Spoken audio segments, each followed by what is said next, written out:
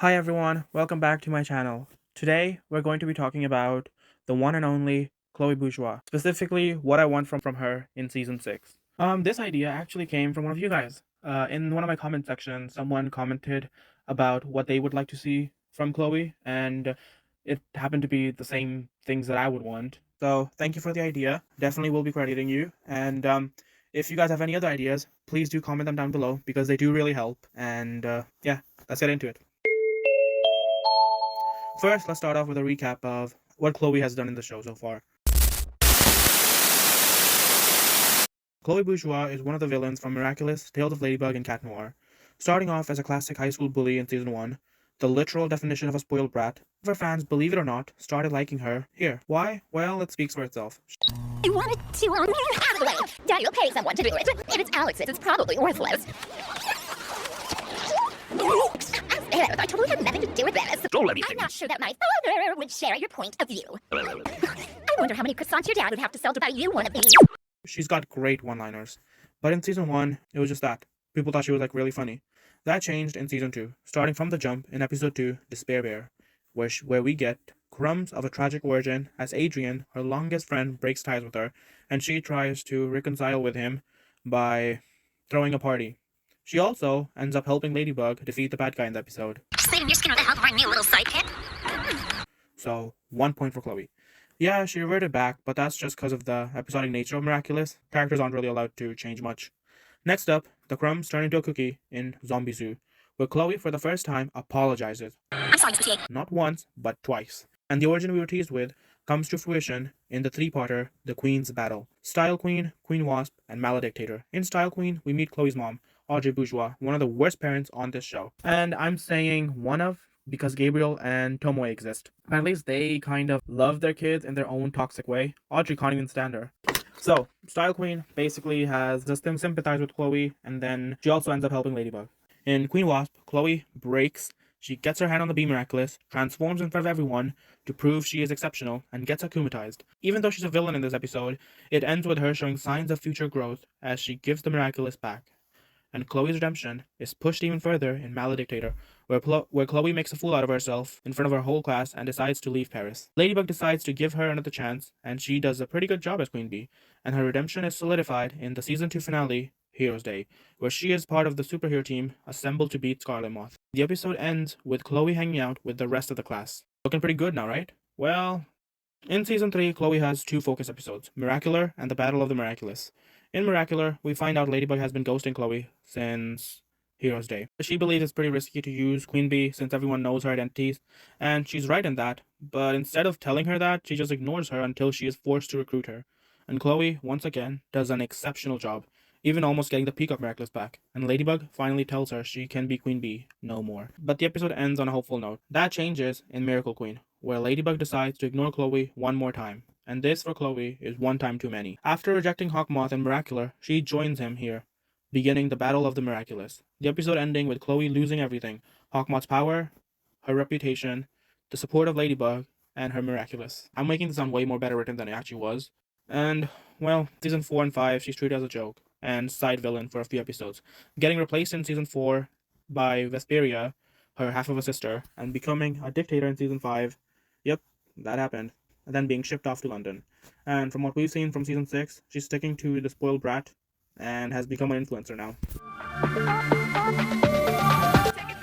Well, now that the recap is out of the way, let's get to what I want to see. I would like an episode that focuses on her, specifically, and that seems to be plausible because of how much focus they've been giving side characters, like Ivan, Sabrina, and Nathaniel, all who were done dirty in their introduction episode. Chloe, unlike them, is already a pretty well-established character, since, she was a main character, and they were basically background characters. But we have to remember, this isn't the Chloe from season 1 to 5, the spoiled daughter of the mayor. This is a girl who lives with her abusive mother, goes to a school with strangers, and in a country where she knows no one. I think we don't really know this Chloe that much. If they take the right angle, this could be a very interesting thing to explore. How circumstances change a person. Chloe was already broken down at the end of season 5, so just imagine how worse off she is now. We have seen Chloe, but we've only seen her from highly edited videos on her social media platform, so I wouldn't really trust those. I personally would like to see her return to Paris, to relive her glory days as she has her fun with the paparazzi, then is mean to her old schoolmates, tries to establish her dominance, because, it's the only outlet of joy she knows, but it doesn't work. No one is afraid of her anymore, and she can't do anything about it. She gets akumatized and meets the new Hawkmoth and throws a giant tantrum, gets defeated with a huge smile on her face. We have seen her use akumatization as like an outlet for her anger before, so I think this would work fine. But the change that I want to see in this season is once she's alone, her smile fades and she starts crying. Her outlet isn't working anymore. She feels the same emptiness she's been feeling for a while now. She continues crying, something she's been doing more often since moving to London, when suddenly she sees Vesperia de-transform. From there, we can find a way for her to steal the Bee Miraculous. She transforms and makes a comeback as Queen Bee. Ladybug and Cat Noir fight a villain. She helps them, and they're not so happy with her return. They tell her to give the Miraculous back. She goes into hiding. Lila sees this as an opportunity and tries to manipulate her like she did in season 5. But with the help of Pollen, she's able to see her mistakes. She helps Ladybug and Cat Noir against a new villain, gives the Miraculous back to Vesperia. Zoe takes her to the kitty section boat party and she apologizes to everyone. They have a good time, then her mother arrives and Chloe leaves with her, but with a friend in Zoe who will regularly talk to her. Yeah, I think that could be an interesting way to take her character to. Not fully bringing her back, because I don't think, I don't think that's possible anymore. After season 5, a lot of doors for her return as Queen Bee were closed. So this way we can see Queen Bee again. She is super capable as she always was, and we have a nice farewell episode instead of what we got in season 5. But I doubt this is what we're gonna get. This is what I would want from the show for Chloe, but let's be realistic. From Thomas's recent behavior, him trying to deny Chloe's abuse, yeah, he did that. I don't think he's going to give us this or anything close to this. He sees her as a spawn of Satan and will probably have her come back, cause some trouble, get akumatized, and get kicked back out. And if she does make a comeback as Queen Bee, it's probably going to be her messing up a bunch of things, being a horrible hero, and then, being shipped to London again. Hey, it's Editing Alley here. I think I was trying to say being shipped to London again. I don't know why I said it like that. It took me like 3 minutes to realize what I was even trying to say. So, yeah. I mean, if you refuse to let a character evolve and change, then just leave the character be. I mean, come on. Season 1, 4, and 5 have really drained me. And if he wants to do nothing else with her, then I feel the best thing to do is keep her in London and never bring her back. The show is headed towards a good direction. I really don't want his ego to get in the way and write another bad episode to silence what he sees as the haters. He's done this before in season 4 and 5, where he let his feelings ruin like episodes. I mean, the seasons were going fine until Queen Banana and the Kwame swap. Then the seasons went completely downhill. Coincidence or not, I just feel there's so much more potential to this season than to waste another episode dunking on Chloe yet again. We get it, she's bad, move on, because we have. I mean, kind of. At the end of the day, it's his show. He can do whatever he wants. He can have Chloe be sent to hell. I'm sure he wants to. But he also should take into consideration what harms the show and what makes it better.